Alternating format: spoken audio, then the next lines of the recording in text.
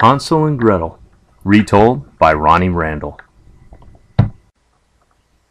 Hansel and Gretel lived by the forest with their stepmother and their father, who was a poor woodcutter. One evening, the family had nothing to eat but a few crusts of bread. Hansel and Gretel went to bed feeling hungry. As they lay there, they heard their stepmother and father talking. "There are too many mouths to feed," said their stepmother. "We must take your children into the forest and leave them there." "Never!" cried their father. "Well, I'm not going to starve," their stepmother shouted. "The children are going, and that is that." Gretel began to cry, but Hansel comforted her. "Don't worry, I'll think of something," he promised. The next morning, Hansel and Gretel were woken by their stepmother at daybreak. "We're going into the forest to chop wood," she cried, as she gave Hansel and Gretel a crust of bread, each for their lunch. Hansel broke his bread into tiny pieces. As they walked along, he secretly dropped a trail of crumbs on the ground. "Your stepmother and I are going to chop wood now," the children's father said when they were deep in the forest. "We'll return for you at sunset." The children shared Gretel's bread, and then they curled up at the foot of an old oak tree and fell asleep. When Hansel and Gretel woke up, it was dark and their little fire had gone out. "Let's follow the trail of breadcrumbs I left," whispered Hansel as he comforted his sister. But the breadcrumbs were gone. The forest birds had eaten them all up. "We'll wait until morning," Hansel said. "When it's light, we'll find our way home." The next morning, the children were woken by the sound of birdsong.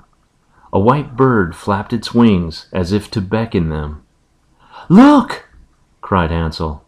"Maybe that bird will lead us home." But the white bird led them deeper into the forest to a little house made of gingerbread.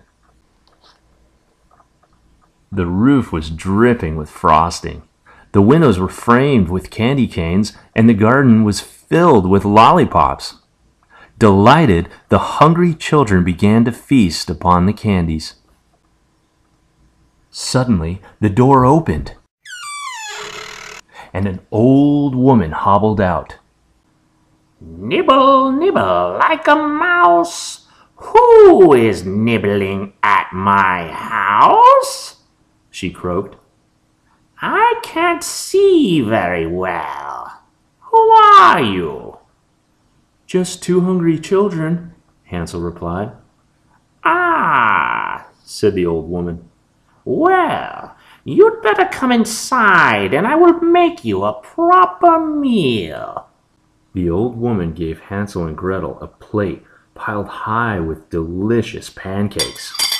They ate until they were ready to burst. Then she showed them to two little beds. They snuggled down under the soft blankets and fell fast asleep. But Hansel and Gretel didn't know that the kind old woman was really a wicked witch.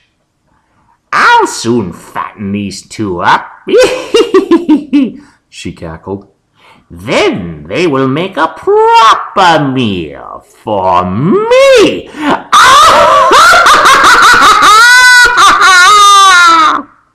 The following morning, the witch dragged Hansel from his bed and threw him into a cage. "Give your brother a big breakfast," she ordered Gretel. "He is too skinny. I'll keep him locked up until he is nice and plump. And then I'll eat him up." Every morning, over the next few days, the witch made Hansel stick out his finger so she could feel whether he was fat enough to eat. But Hansel was clever. He knew the old witch could hardly see, so he stuck a chicken bone through the cage instead. Still too scrawny, the witch would say.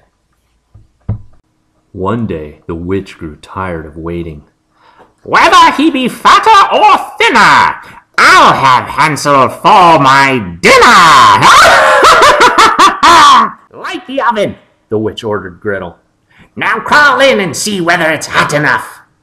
Gretel knew the witch was planning to cook her as well, so she said, "The oven's much too small for me," Even I can fit inside that oven. Look! said the witch, sticking her head inside.